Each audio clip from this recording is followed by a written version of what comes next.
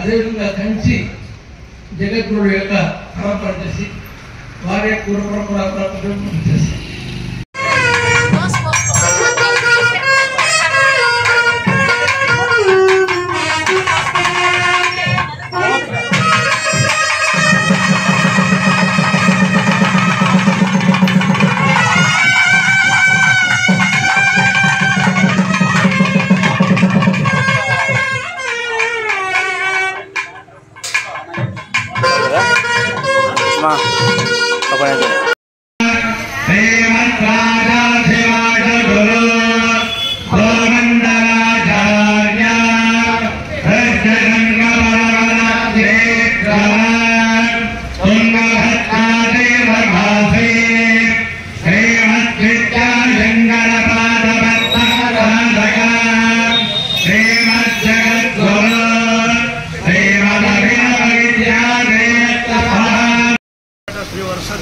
దేవస్థానం కుంభాభిషేకం రాష్ట్రము నిన్న ఈరోజు రేపు కుంభాభిషేకం రుద్రయాగంతో ముగిసింది.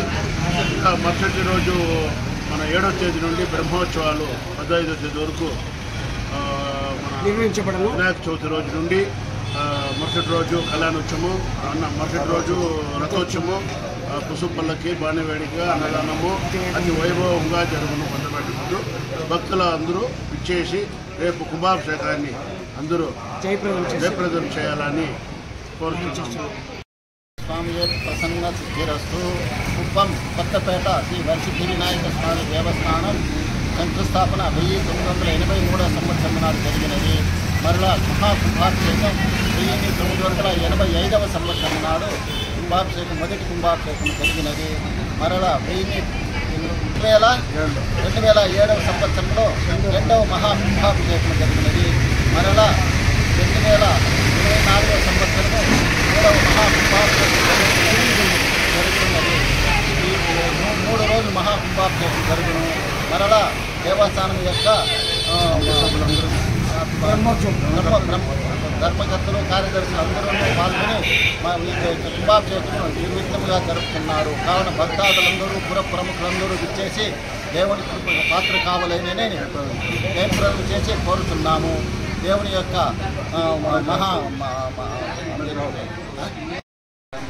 9 రోజుల పరస జరుగుతుంది.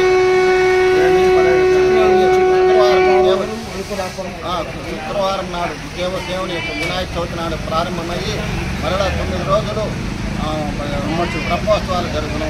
మొదటి రోజు దేవునికి అభిషేకం ఉత్సవం జరుగును. 2వ రోజు కళ్యాణోత్సవం మహా వైభవంగా జరుగును. 3వ రోజు రథోత్సవం జరుగును.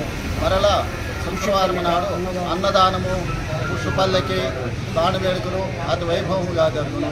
కావున భక్తాదులందరూ ధనధాన్యం సౌకర్యం ఇచ్చి దేవుని పాత్రలు కావాలని అందరినీ భక్తాదులందరినీ కోరుచున్నాము.